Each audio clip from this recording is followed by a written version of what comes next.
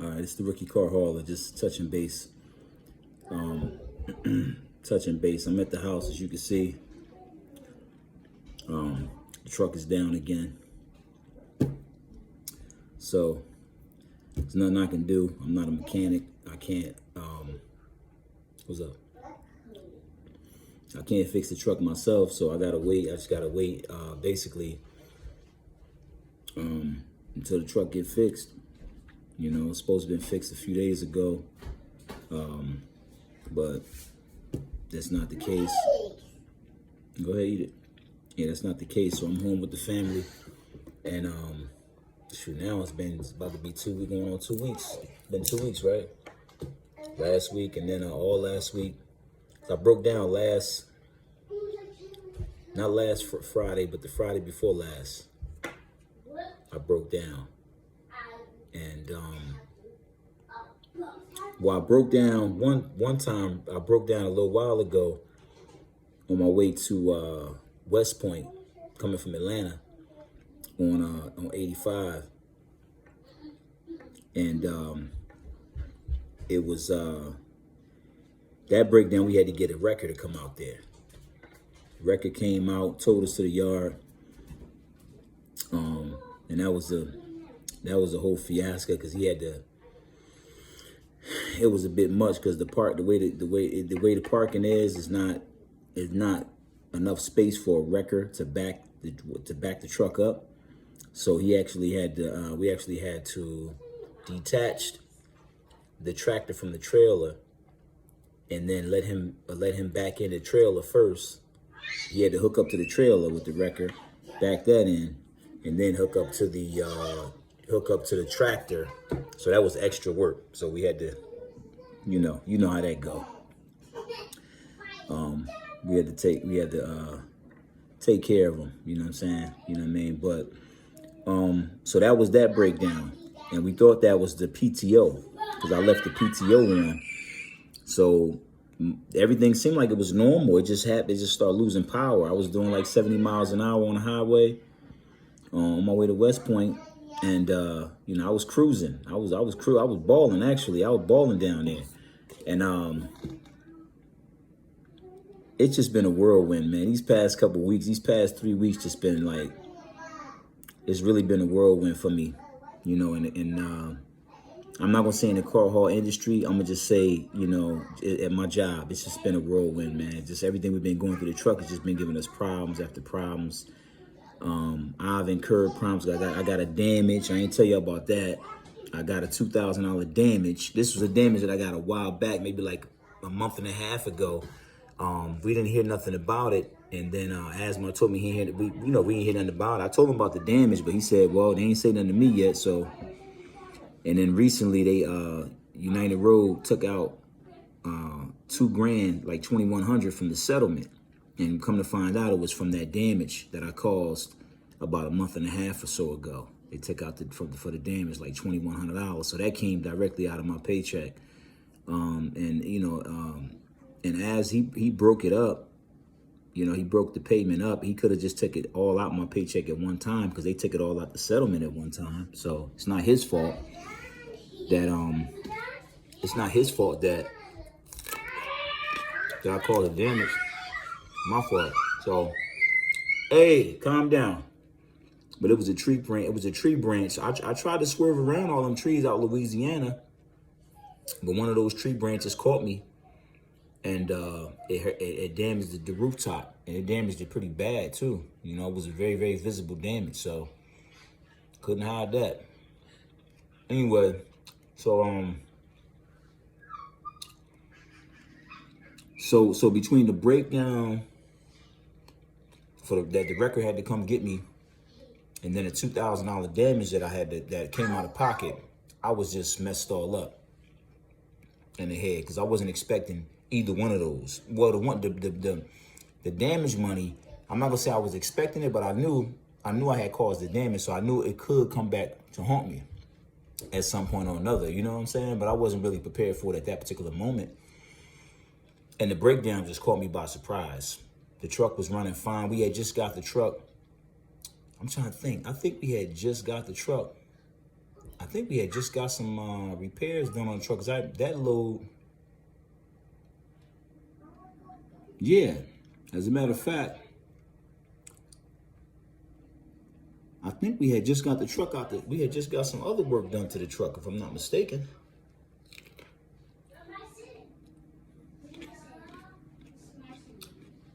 Yeah, so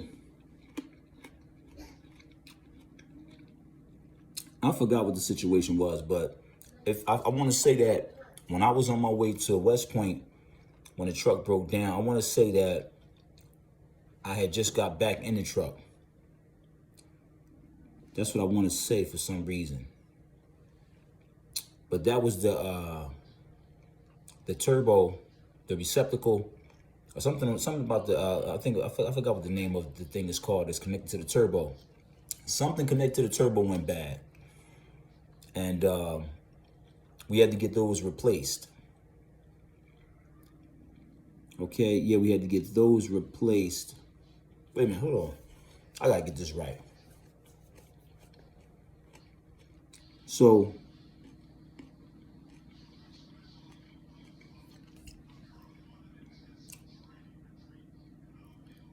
okay, I got it.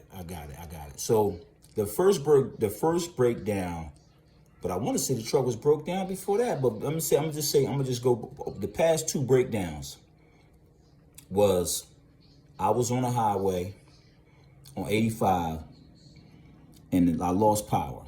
I was doing about 70 miles an hour. I lost power. I had to pull over. Then the truck wouldn't stay running no more. Wouldn't stay started. I got off on a shoulder, but it was like a little halfway shoulder. It wasn't even a real shoulder, so it was kind of scary. You know what I'm saying? I was unloaded. I was empty on my way to West Point to pick up a load to go to Louisiana. I had the load already on my VTOS, already on the Magnus app. So that load didn't get picked up because I broke down. I sat, and I know how the game go when you got to wait for a record. You might be sitting for 11 hours. You know what I'm saying? You might be sitting for 12, 14 hours waiting for a record. Sometimes that's just how it goes. You can't do nothing about it. You gotta. It depends on the availability of the records in the area or whatever, you know? So they came roughly, relatively fast though. It was like maybe, I don't know. I forgot how long it was, but it wasn't as long as I thought it was going. It wasn't as long as they thought it was going to be. You know what I'm saying? They came, I guess, maybe within 4 hours, 5 hours, 6 hours, something. It wasn't as long as they thought it was going to be. They thought it was going to be longer than that. So anyway, the guy finally came. He got there. Cool dude. He hooked up. I got in the truck with him, and we drove back to where we parked the truck at. And that's where we had the whole issue where he had to detach. We had to detach, and he had to back the trail in. Then he had to back the tractor in. It was a big mess because it was too long. Anyway, so then we got a mechanic guy that came to fix the turbo issue. We thought it was something that got to do with the PTO because I drove with I think I was driving with the PTO on because I saw the PTO light on, the switch was on.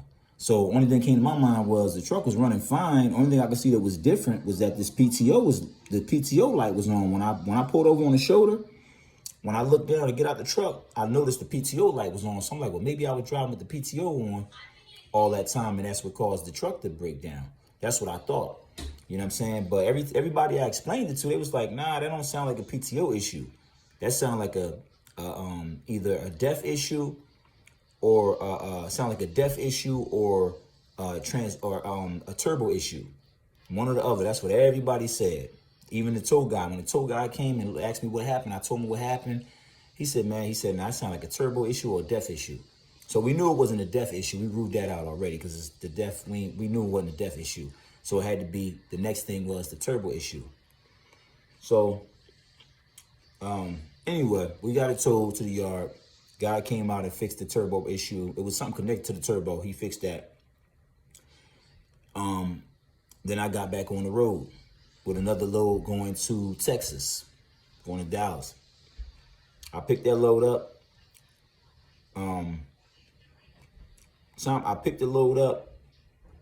I had to pick the load up and then bring it back to Atlanta and then leave out the next day. That's what I did. So when I left out, everything was running fine. I got about 400 miles down the road. I had about 800 miles altogether. I got about 400 miles down the road. Truck started losing power. Hey, go ahead. I don't know what you're gonna eat. Yeah, truck started losing power, so I was like, oh man, not again. So this time I knew it wasn't me for sure. It wasn't me the first time, but this time it really wasn't me because the PTO wasn't on, none of that stuff. The truck just started losing power. So it started putt-putting basically. So I had to call Asma, let him know what's going on. He told me to throw a bottle of that, he told me to, I stopped at a Love's. I made it to a Love. Now mind you, I'm loaded at this point. I got a full load on me, going to Dallas, 2 stops. So I get to the truck, I make it to the truck stop. So as like basically put some of that injection, it sounded like, so what I did was I had to wait till the morning for the Love's mechanic to come in. So the guy at Love's can run a diagnostic on it. And he ran a diagnostic and he found out I was reading misfire in one of the injectors. So that was a whole separate issue than the turbo issue. Whole separate issue, right? Now we got an injector issue. So I'm like, oh my goodness, truck just broke down. I was down, broke down before that. I don't know how long ago I was down. I'm just getting back rolling and now it's broke down again. So then I'm like, I was like, well, you're already halfway there. Let's see if we can go ahead and make it. You know, of course, use your discretion. He said, use your discretion, basically, see, you know, what you think, see if you can make it down there. I said, when it runs strong, but when it start acting up, it acts up pretty bad. It acts like it's gonna break down. Then it start running strong again. So we was running off of 1 injector. We was running off of 5 injectors instead of 6. I think it's 6 of them on there altogether. Or I think it's 6 of them. Well, whatever how many it is, we was less 1. So, made it to Dallas, dropped the load off, went to the other stop, dropped that load off, so made 2 deliveries, and I basically I deadheaded back. I came back, I said deadhead back. I putt-putted my way back to Atlanta, and I made it back to the yard. And then the mechanic's supposed to been changing the injectors or what have you, so that's where we at right now. So I've been down now for all last week. And now today is Tuesday, I think, of this week. So if I be down all this weekend, it's gonna be 2 weeks. So it's a lot of downtime with this truck. A lot of downtime. You know what I'm saying? A lot of downtime. So downtime creates the issue with downtime is you get a lot of family time. That's good, but downtime, it's a trickle down effect. It's a trickle effect. Unless you got a lot of savings. And even then, it's going to hurt you. But if you got a lot of savings, then maybe you can kind of, it might just even out for you and be straight or what have you. But if you live in paycheck to paycheck, downtime it can really be devastating. You know what I'm saying? It can really be devastating. You really can't have a lot of downtime. You know what I'm saying? If things not in order. So, I'm just making this video just to kind of basically record my journey. Once again, that's what the baseline is, just to record my journey so I can see where I came from, where I've been through, so on and so forth. And to just to document everything, you know what I'm saying? Just document everything and to add this to my collection of documentation, and it will make the adjustments in my opinions about car hauling, my adjustments in my opinion about working for an owner-operator, you know what I'm saying, or opposed to working for a big company, you know what I'm saying? Because, opinions are just that. They're opinions, and they change from day to day. A person may hold one opinion today and tomorrow hold a totally different opinion. So that's why you got to kind of take opinions with a grain of salt to a certain degree. If it's not factual based, if it's not, concrete, factual type, it's just kind of an opinion, then, it could be one thing today and another thing tomorrow, and in all honesty, my opinion about working for owner operators was, this was a special case of me, with being with West Carriers. This was special because I knew the owner of West Carriers for years now. So this was a special case, but I've never intended on, going to owner operator route, working for owner operator again after all of my years of doing it. Even though I've worked for probably more owner operators than I worked for big companies, but you know, after my last owner operator situations before this situation, I've always told myself that I wouldn't go that route anymore. But that was with regular freight. This situation was, you know, multi-dynamic and different because, for one, like I said, I've known the guy that owned the company for years. Had a decent relationship with him for over 15 years now. Probably, I worked for him before in Jersey. You know, I know how he moved. You know what I'm saying? I kind of knew what to expect from him. So it was a little different. And then on top of that, he was car hauling. If it would have been for regular freight, I wouldn't have did it. Because it was car hauling and I wanted to get into car hauling, he's the one that introduced me to car hauling and taught me about car hauling in the beginning and trained me and everything on the dually with the 4-car carrier. And since then, I went to United Road, stayed with them for a little while, and then came back over here. You know, but you know, now it's like my opinion is swaying again because, you know, when I was with United Road, when my truck would break down with United Road, I would get another truck the same day. You know what I'm saying? Or basically, as soon as I could get back to the yard. If my truck broke down one time when I was with United Road. And, you know, it was a trial because anytime you have a breakdown, it's going to be a trial, regardless of who you're working for. You know, it's going to be a trial for everybody involved, especially the driver, you know. So I broke down in Missouri and I had a load on my back, a load of BMWs on my back out of Greer. And they got me a rent-a-car. You know, I got a hotel that night. I think I got a hotel or something like that. Then I got a rent-a-car. You know, United Road pay for everything. You know what I mean? So it's a major, big company, you know, big corporation. So it's that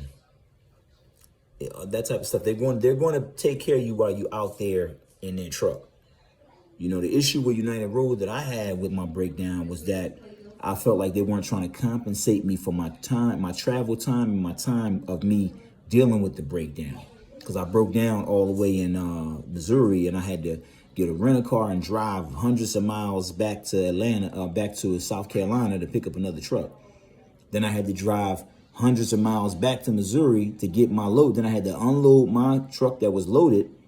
I had to take the BMWs off of there, reload them on my not new truck, but the loaner truck I had, and then complete my route.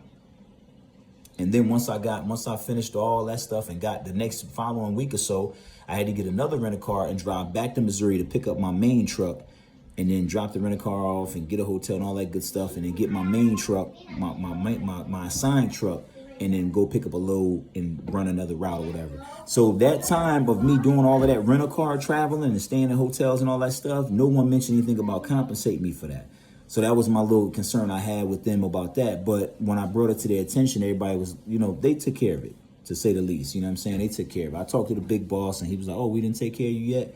So apparently he wasn't aware of it. But the little people was kind of, I guess, afraid to bring it to his attention. But I wasn't, because it was my money involved, my livelihood. You know, I have a family to take care of. So I had to bring it to his attention. He's like, oh, okay, no, we take care of you. So I was like, okay, well, it really wasn't an issue then. But when you were the owner-operator that has a small fleet, 1 or 2 trucks or a small fleet, you know what I'm saying, you might have to deal with, if he has a small fleet and he has drivers in all of his trucks, then when your truck breaks down, you just stuck. There is no loaner truck. There is no loaner truck. So what you gonna do? You know what I'm saying? You get your breakdown pay, and that's it. You know what I'm saying? You got to deal with, hopefully you got some savings, or you could pivot somehow, you know what I'm saying? But otherwise, you're just going to be stuck. You know, you got to figure something out. So, not to mention all of the other stuff that comes along with working for a big company, and all the other stuff that comes along working for an owner-operator or a small fleet owner. So anyway, my opinion is definitely swaying. You know, I think the big company is probably the safer route. Especially if you have a family and things of that nature. You know what I'm saying? 'Cause you got benefits, health benefits, life insurance, health insurance, all those 401ks. You got all that good stuff. So if you can make it work with a big company, I think that would be the way to go. You know what I'm saying? Stay with the big companies, because they'll keep you rolling. They have more freight. You know, they got all the freight you need, you know, to the end of it. You know what I'm saying? So I think that's the way to go. You don't have the freedom that you have with a smaller company. There's more freedom involved, you know, and that freedom is a lot. You know, it means a lot. But at the end of the day, if you can make it work and be patient until you get your own, probably best to go ahead and stay with the big guys, and you know, that way you can, if something happen, they can fix it fast. You know what I'm saying? Because they got so much clout. You know. Anyway, I'm out of here. Just want to make a video. I want to make it short, but it turned out to be long. I probably won't post it. Maybe I will. Maybe I won't. I don't know. All right, take it easy.